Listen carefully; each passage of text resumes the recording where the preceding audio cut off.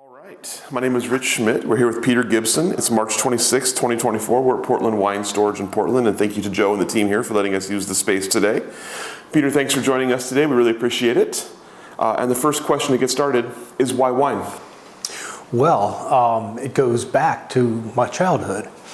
My parents were not wine drinkers, but my brother put himself through MBA school as a wine steward, which we would call a sommelier now. And he would come, I grew up in Northern Virginia, and he would come home on the weekends, and he would have friends, and they would go into DC where the wine market was incredibly fertile and the prices were really good. And they would load up on Burgundies and Bordeaux and then take them back to Williamsburg where he was going to school. And I would tag along as his punky little brother, and and I would learn all these names like Chateau d'Yquem and Pommard and Chambord-Musigny and Petrus and things like that. I would hear these names because he was serving them in the restaurant. And it kind of resonated with me, and I took it from there after graduation from college. So tell us a little bit about, outside of wine, tell us a little bit about your kind of life before college, childhood interests, hobbies, things like that. Well, I was always kind of a athlete. I played baseball and basketball and football like most kids. And again, I was living in Northern Virginia at the time, and just really pretty much had a typical suburban upbringing. It was not anything remarkable that I can remember other than the education was good, and I still have friends from that era, so that's great. So tell me about college. Did you have an idea as you headed into school what you wanted to do? Well, my dad was an engineer, and it was pretty much thrust upon me that a technical degree would be a really good idea. So I started off in computer science and learned a whole bunch of computer science concepts, but ended up actually applying computer science concepts to business and took a business degree rather than a computer science degree. And that served me quite well because right now, today, I do database work for the wine industry. And it all started right there at Virginia Tech. So tell me about, you mentioned that you kind of picked wine back up after school. So tell me about getting back into wine after college. Yeah, sure. Well, when I was growing up, if I was a good boy and my marks were good in school, and if I had cleaned up my room and all my chores were done, lawn was mowed, trash was out, room was clean, I would get a thimbleful of wine at dinner time on Sundays. Okay, and I looked forward to this because, Sunday dinner was important. We all got together as a family and had Sunday dinner, regardless of where we were or what was going on. And so I always looked forward to this little treat. This was like a carrot for being a good, dutiful son. Mm-hmm. And so when I finished college, the memories of wine and the fact that my brother had been a wine steward, and then my sister had fancy for a wine salesman at Calvert Woodley in Washington, D.C. And so she would come and she would bring wines that this gentleman recommended to her, mostly very inexpensive Cru Bourgeois Bordeaux. And I'd get my little thimbleful, and I must have known at this point in time that I had good memory for taste because I can still taste those wines today. So coming out of college and being 21 years old, I could now exercise my ability to learn about wine. And at this time in Washington, D.C., you had a guy named Robert Parker who was living just over the border in Maryland and writing the Wine Advocate and having stuff published in the Washington Post every week as a wine column. There were also other wine critics for the Washington Post who were very good. And so, I guess it was Tuesday, there would be ads about which wines were on sale.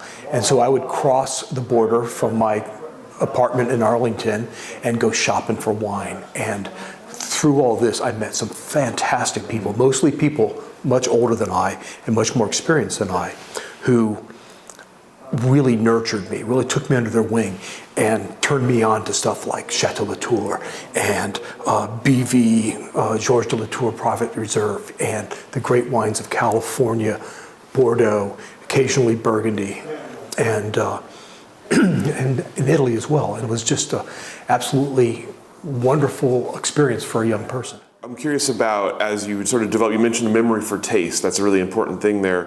What did you find intriguing about wine as you were drinking more and more of it? Were there certain regions that really resonated, or certain types of wines that really resonated with you? Yeah, well, the one thing about wine is that no matter how much you know, you don't know it all, okay?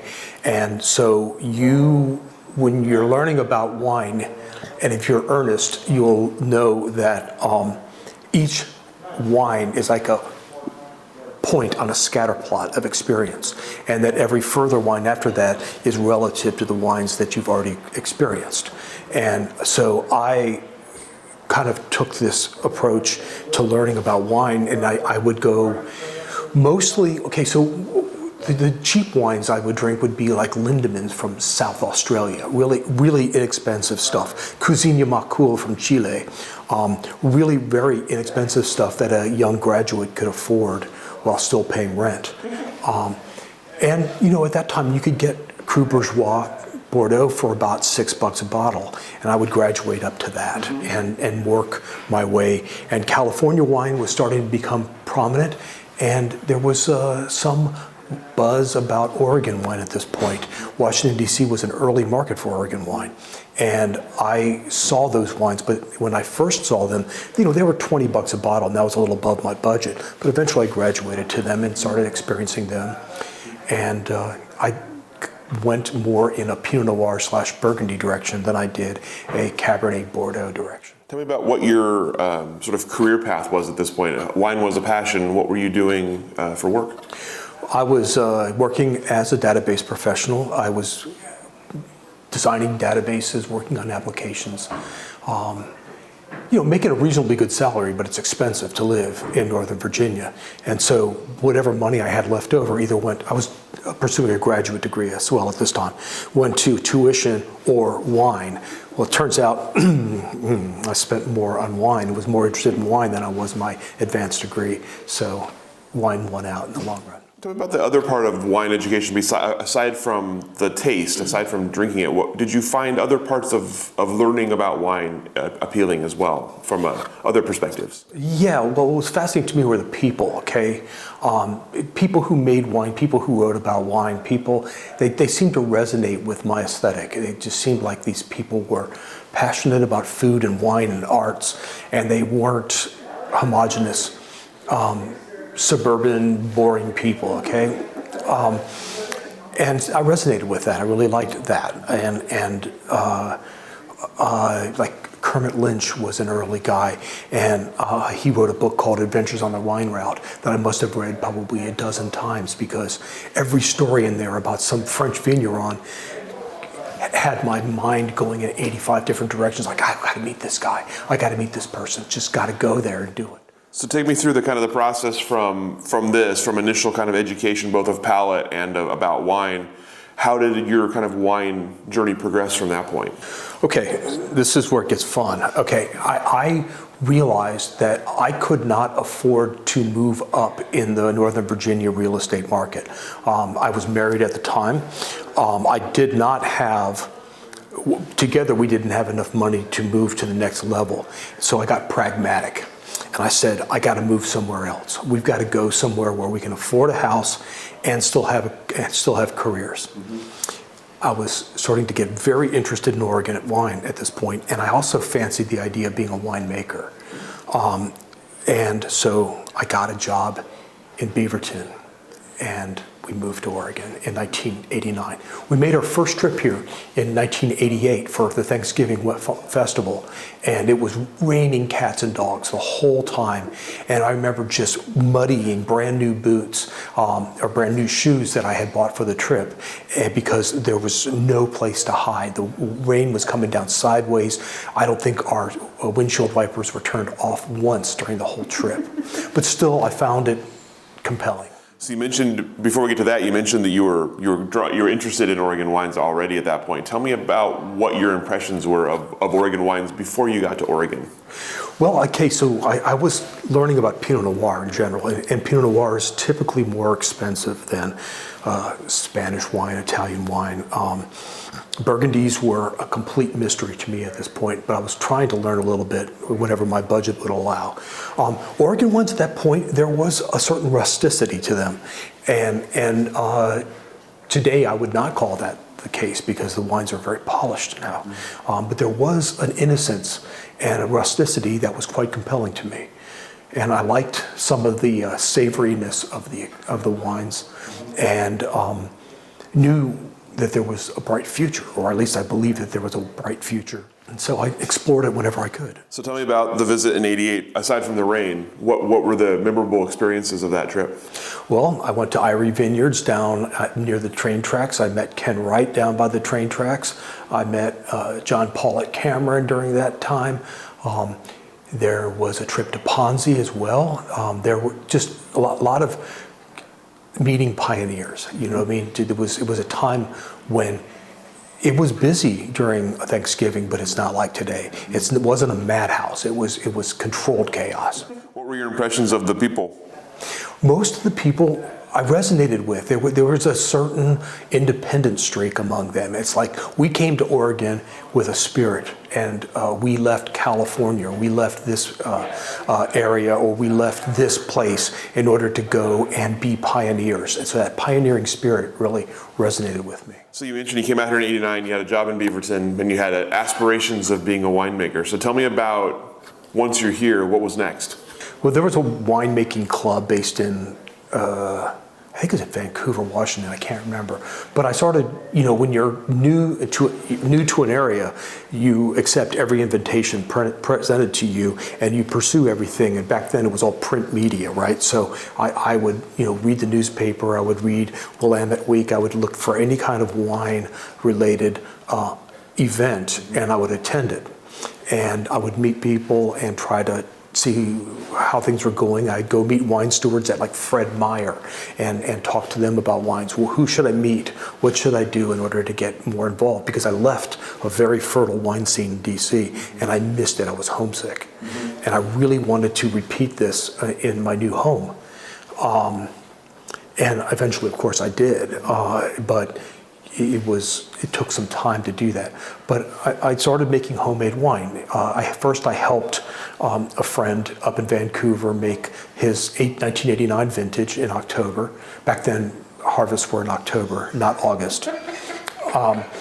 And then in 1990, I started making my own homemade wine. And I bought grapes from Roy and Betty Wall's vineyard way out in Yamhill. And I would buy Pinot Noir, Pinot Gris, and occasionally they would allocate me some Bordeaux varieties like Cabernet Franc and Merlot. And I would just put them into food-grade plastic tubs and have a half a barrel and making it on a home winemaking scale. And I learned a heck of a lot doing that. At that point, you obviously knew quite a bit about wine, and you'd been around wine for a while. What was it like making it compared to what you maybe anticipated it being like? It was a lot more work. Making the wine's fun. Cleaning up after making the wine is not so much fun. And when you're working in your garage or on a concrete platform that doesn't have, pressure washing, there was no pressure washing back then. It stuck around for a while, and working on a home scale, you have no room for error. You can't say, well, this barrel's not up to snuff, right? You're making one barrel, and that's got to be it. And you're probably buying some new oak, so the wine's going to be oaky. And I found that to be rather off-putting, and I'd have to take the wine out of oak way before I really should and put it back into carboys. And it was a cleanup that was no fun at all. But making the wine is always fun. How was the wine, the first batch? It wasn't bad. Quite honestly, I still have a couple bottles. I'll go back and taste. There are still, a number of them are still very oaky. That will never shed itself. But the ones where I was more measured with the oak are still drinkable. That'll go back to, I think I have maybe 4 bottles left from that era. And some of the corks have failed, and I've had to dump them. But I did all right, okay? I did all right. I was pretty experimental too. That was half the fun for me was I made a skin contact Pinot Gris in 1993. What we would call a Ramato today. I had no idea what I was doing. I was just throwing Pinot Gris grapes into a tub and hoping for the best, right? I would also add white grapes to my fermenting red grapes in order to give them clarity and lift. And I really enjoyed those wines better than the deep extracted. Because we were working with a basket press, we could torque it as hard as we wanted to. There was no, what do you want to call it? There was no gentleness to this process. It was harsh. You mentioned obviously trying to find the wine community here and feeling a little homesick for a little while. Tell me about the wine community that you found. What was the sort of interest level in wine in that area at the time? Did you find a lot of people like you who were excited and curious, or was it harder to kind of suss those people out? There are two types of people I met. Those who wanted to become winemakers and those who were more interested in the scope of world wine, okay, a worldwide scope of wine. The winemakers all went off and made wine, and some of them founded their own wineries. And then the people who were interested in world wines became wholesalers, importers, retailers, that kind of stuff. And I kind of followed that path, okay? When my winemaking journey was done, that's when I decided, okay, I want to stay in the wine business, but I want to do more on the business side as opposed to the production side. Well, let's talk about that then. You obviously mentioned the initial aspiration to be a winemaker. You have some winemaking experience at home. How did that progress, the winemaking at home progress? And what caused you to decide that wasn't the path you wanted to keep following? The winemaking progressed very well. The quality of grapes improved. Things were warming up here, okay? So in the late 80s, things were really quite cool. And then like 1992 and 1994 were quite warm. And I remember having a bit of an alarm when, I think it was 1994, I was being called to be ready to accept my harvest in late August, and I was not prepared. I didn't ask for the time off work. I just, I was thinking this is going to be late September, but it was so darn hot that year that a harvest occurred in late August, early September. And so the last vintage I made as a homemade winemaker was 1998, which was also a very good year. And that's the wine I probably remember most because my father came out and helped me make it. Mm-hmm. And so I would teach him how to I became more gentle in my winemaking, okay? And I showed him how to take this wooden paddle I had and to break the cap and to stay away from it because you didn't want the CO2 to go and knock you out. So I taught my dad how to help me in the mornings and then help me load the press and press the wine. And that was both the most charming, the most personal, and also my best wine ever. So that's a while to make homemade wine without ever kind of stepping into the commercial space. So why did you stop there? Okay, so I did a stage at Domaine Drouhin in 1999, and this was I left high tech in January of 1999, and I couldn't play the corporate game anymore. I was just really losing a sense of self. Mm-hmm. And I called in all my contacts, help me find some place where I could make some decisions about my life. And I spent the summer making contacts, and Matt Elson of Liner & Elson, who's still a very good friend of mine, set me up with Bill Hatcher at Domaine Drouhin. And I worked harvest for about 3 months at Domaine Drouhin, and it was the most rewarding work experience of my life. It was fan-freaking-tastic. I learned so much about everything, including myself. But when it was done, what would happen was I happened to be very good at computers, right? And the office would need me. Hey, come in here and help me with this Excel problem, or come in here, we're doing QuickBooks, I'm not sure what's going on here.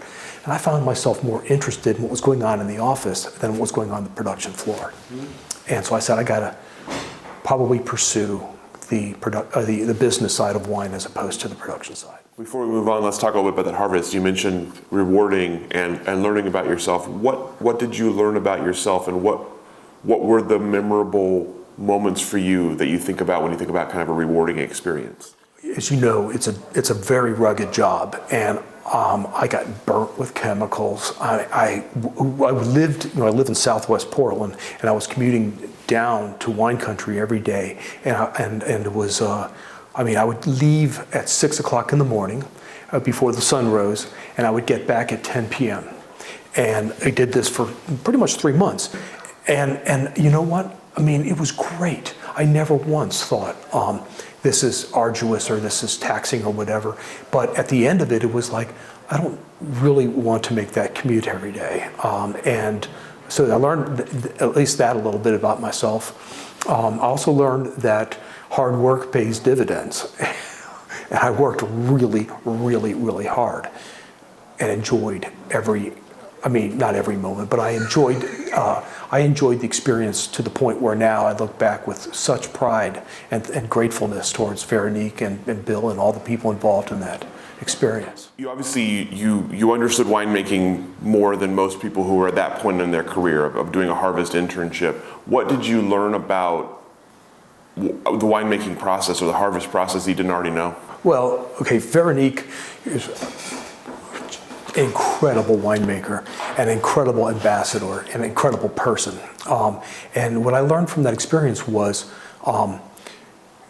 gentleness, soft extraction, none of this harsh basket pressing, none of the roughness that you want lignified tannins. You want really, really, really soft, delicate, textured wines as opposed to the big, rich, extracted, tannic, grainy wines that I could make as a home winemaker.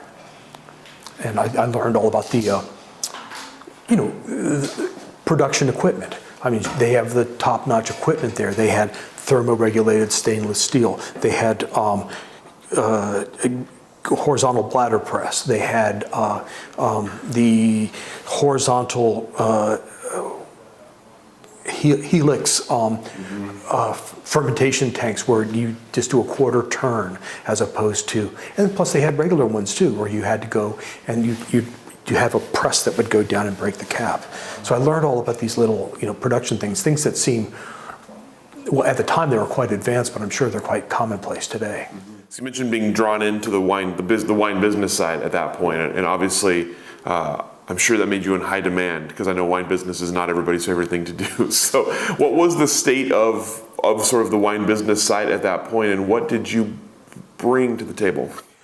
Okay, so it was a little while before I could exercise that. I left Domaine Drouhin in late '99 and kind of floated around for a little while. And then Bob Sherb at Liner Nelson called me and said, I've got a retail position here, would you like to take it? And I thought, sure, yeah, and I went and I took it and I spent about almost 2 years there as his employee, and that's where I really learned about the world of wine.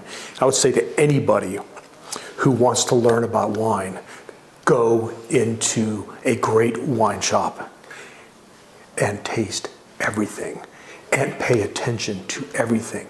Even when you have a taster's buzz or even when there's all this other stuff going on that you'd rather be doing, that wholesaler who's coming in with his or her bag has an experience for you, and you need to use this moment to learn something new about wine. And that's what we did. I mean, it was really an incredible crew of people, really, really bright, motivated series of folks who moved through that shop. How did you find yourself, how did you enjoy the process of selling wine and of meeting people akin to you on their wine journey? It was great. There were a lot of people, and some people, this was at the absolute apogee of Robert Parker's influence, okay? And so the big extracted California, Washington, and Australian wines were at their peak. And so we had a whole bunch of people come in there asking for those kind of wines. And while the rest of us who were a little bit more progressive were looking for very delicate, light grapes, we were all on a Burgundy journey too at that time too.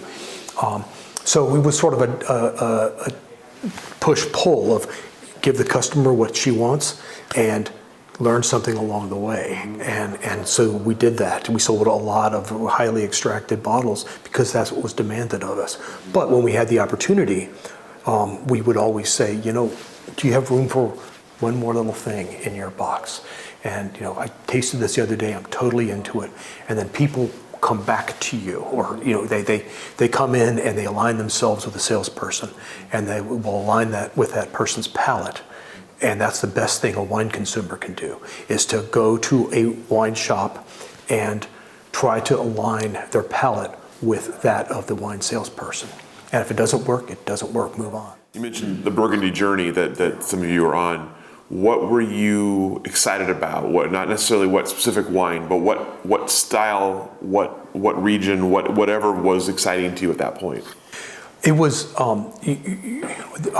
it was learning. Okay, so most people nowadays would say you view wine terroir or soil or exposure or whatever through the lens of Burgundy. Okay, and that is because way back in the Cistercian monks' time, there were lines drawn in the vineyard saying that this little parcel is different from the one over here. And I was like, wow, this is more than I could ever learn in a lifetime, so I got to start learning now. And so that's what really took us into this realm. And back then, Burgundy was expensive, but it's not like today. I mean, I'll tell you a little story. I got a call from Peter Leem, who's a good friend of mine, and he was working at Liner Elson at this time. And he said, hey, I got a line on 86 Latache. Get 6 people, 30 bucks each. We roasted chicken, and we're going to drink Latache. And I said, okay, I'll roast the chicken.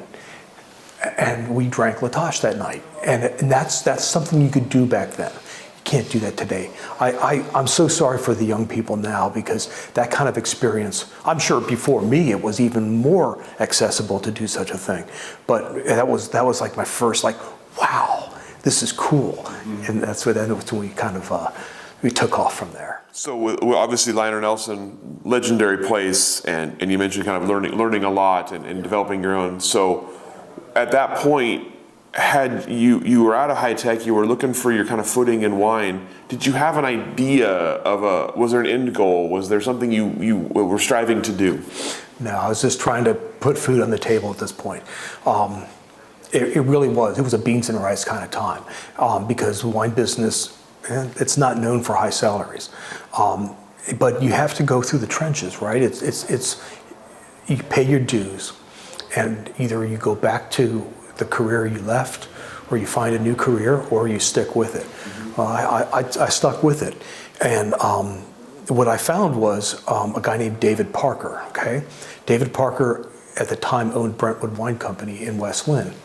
And he was looking for somebody to build a database application to help him buy and sell wines at the right price. Because competition was starting to sneak in. You couldn't lowball people, and you couldn't ask too much. So how much do I offer that's not insulting to the seller, and what can I sell this wine at so that I can move it in a timely fashion? And so I started writing database applications for him. How did you come up with the data for that? How did you create that kind of database? So there was a little publication out of Anchorage, Alaska called the Wine Market Journal. Okay, and it was a print thing from a spreadsheet. And literally the data had now gone past 65,000 whatever, and so it needed to be put into something other than Excel. And so I said, okay, I'm the guy to do this. And so I took this and I organized the data. I put it into a relational database format. At the time, it was just in Microsoft Access.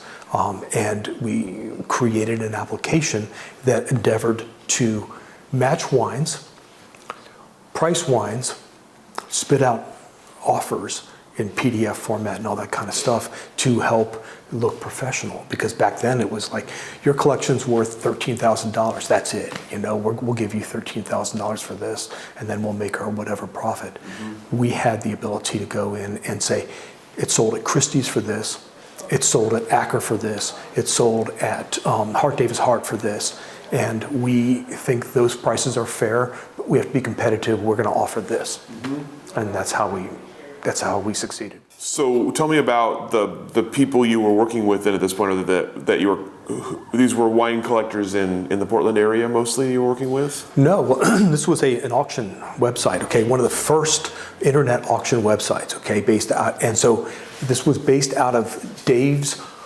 barn and his gentleman a property in West Lynn, okay? He left high tech too, so we bonded on this thing. He left Tektronix and started this company.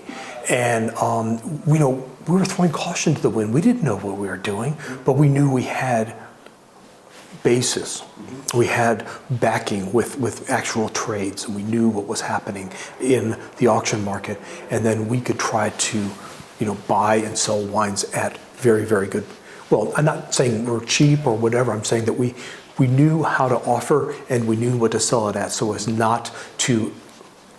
to be right on both accounts. What kind of wines were you seeking at that point? What kind of wines were you sort of dealing in at that point? Oh, everything, literally. There was Burgundy, there was Bordeaux, there was German wine, there was Oregon wine, California wine, everything. And there was very few places for people to sell wine at this time, especially in Oregon. I mean, you could go to California, K&L, WineX, all these people would take your wine, but then you'd have to get it to California, right? And there was, of course, a lot of people on the East Coast who would do this, and there were people in the Midwest. But in the Northwest, not so many. Mm-hmm. And so we worked with a lot of really legacy sellers, and it was fascinating. How did the business grow? Dave is a very visionary person, okay? He's a smart man. And he saw opportunities. So not only did he advance Brentwood as an internet site, but he founded Benchmark Wines in Napa, which would work on a retail level. And so Benchmark has grown now to be probably the premier secondary market fine and rare wine place in America. And it's founded on Dave's vision and my data. So how long were you part of that? I'm still part of it. Still part of it. So through the years, Dave has split off his intellectual property stuff into a separate business called First Growth Technologies, okay? And so I consult to First Growth Technologies. I'm not an employee. I really like my independence, okay? And so I'll pay my health insurance. I'll do what I need to do in order to hang out my own shingle with my own name. Mm-hmm. And so that's what I've done since day one, since 2001. I've been an independent consultant. Tell me about some of the points along the way that you think back on, or look back on with pride. What are the kind of the benchmarks for you? Well, creating the database, which the basic structure is still intact today. We moved it from an Access database to SQL Server on the cloud way before people knew what the cloud was, right? And we knew that Wi-Fi was coming in and all this kind of stuff was going to happen. So, and we had multiple people doing appraisals and multiple people doing this. Access was not going to make this work. So I moved it to the cloud. And so it's now operating some database, who knows where, but it feeds us. I'm very proud of that. That was really, really great. I wrote an appraisal system so that we could make margins and not go out of business, keep the lights on. That was fantastic. I don't know, keep asking questions and I'll remember stuff. There are really a lot of great moments along the way, and I'm grateful, so grateful to Dave for seeing me along this journey. Are there particular wines or particular people you've worked with over the years that bring back memories? Well, Matt Elson, Bob Liner, the original Liner Nelson, are absolutely golden in my book. I love these men. They're just fantastic human beings, and I can still consider them my dear friends. They opened doors that mere mortals don't find, and they helped me a lot in the early days. Dave Parker, another one, nothing but positive. We are very different people, but we are like Jagger and Richards or McCartney and Lennon. We just work together, and it works great. Those are fantastic people. Along the way, if you want to talk about friends and other professionals, Peter Lehm was absolutely fundamental in my knowledge of Burgundy and champagne, and lots of different wines. He was the one who came up from the Bay Area and completely revolutionized the whole wine scene here. He just an absolute genius. Brian Martin, currently of Mitchell Wine Group, but formerly of Galaxy. We both were working at Liner Nelson together at that time. And Eric Pottmeyer, owner of Sec Wines, is a dear friend of mine, and we worked together at Liner Nelson as well.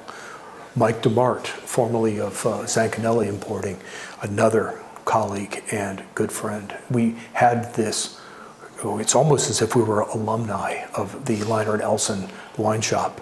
And we went through a succession of incredibly talented people. And many of us have still remained friends over the years. Tell me about how your sort of wine enjoyment has evolved. How have you, obviously you've had experience and you've had ability to have a lot of these kinds of wines, to try a lot of wines. What do you enjoy about wine today? As I get older, I actually prefer simpler wines. There's nothing greater than to drink a mature Burgundy or a great Northern Rhone wine, or just that kind of thing. But by and large, drinking a great Cru Beaujolais is awfully satisfying now. And German Riesling at this point is affordable, incredibly. It's intellectual. You can get on any level. You can be intellectual about it. You can be just happy to drink it. It doesn't matter what your level is. The wine is going to satisfy.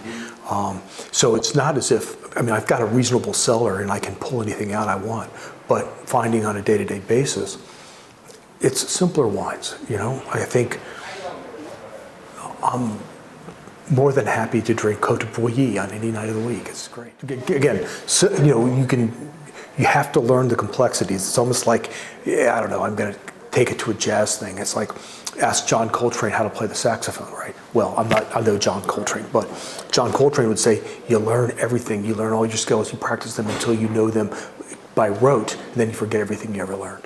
Not the first time I've heard that analogy, and I really like that. As a wine analogy, it makes a lot of sense.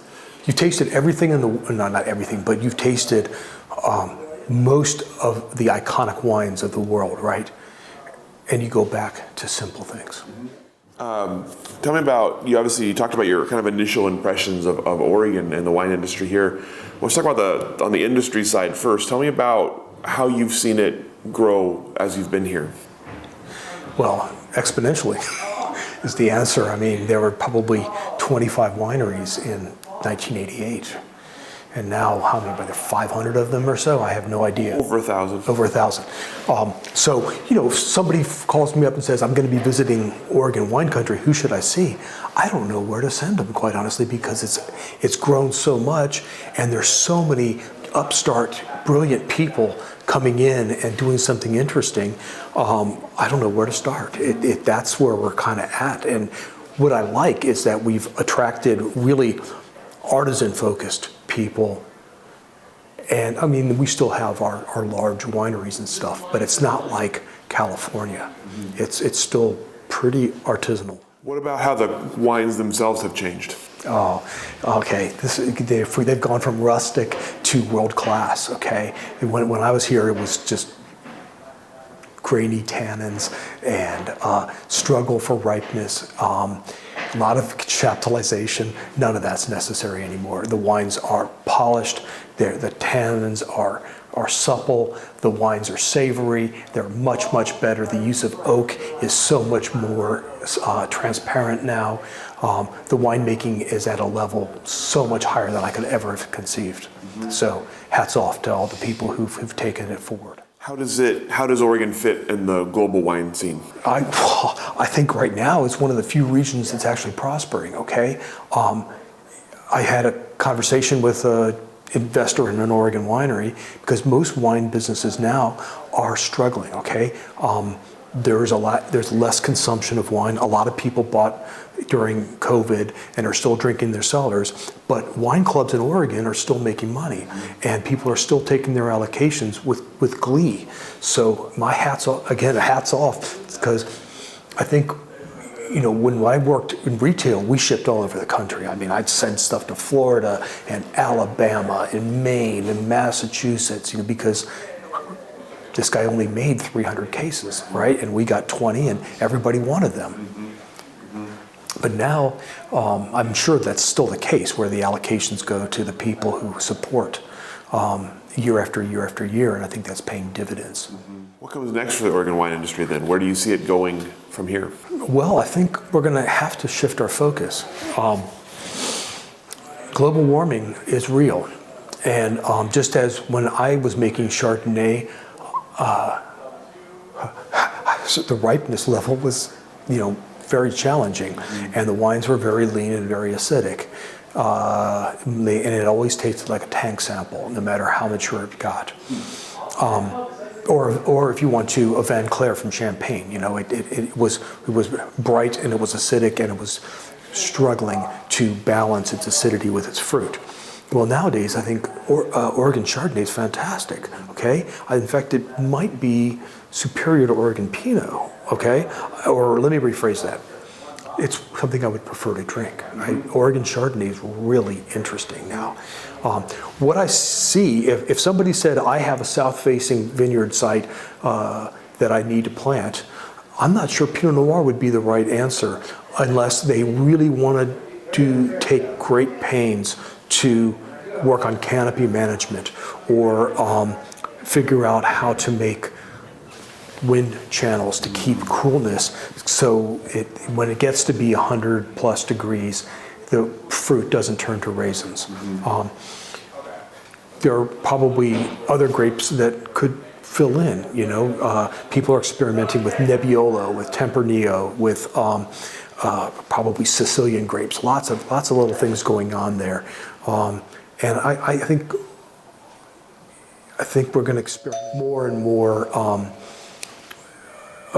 Non-Pinot Noir, non-Burgundian grapes. Let's put it that way. You mentioned obviously the kind of the global wine scene right now, and it's a little dicey at the moment. So I'm curious, as Oregon looks ahead for itself, are there things that you see Oregon should do, can do, to kind of keep its place, to kind of keep the growth that it's having? Well, I think keeping an artisan focus is key. You're trying to go, you've got to have. Every region has to have its large industry. It has to have its A to Z or something like that, or its Willamette Valley vineyards, in order to help create a momentum. Okay, it's the snow plow, and then all the little guys kind of follow it, right? And that you need those things in every industry. But I think it should keep its focus on artisan quality, small production, vineyard specificity is difficult because our soils on the West Coast in general are not as complex as those in Burgundy. So I can't really say, go single vineyard or whatever, but search for a style and to find a style that pleases you first, and then you'll find a market. And I also think that there are a lot of great experiments going on. There's a lot of work being done with native yeasts, with neutral barrels, with amphorae, lots of little things that are going on everywhere. No-till growing,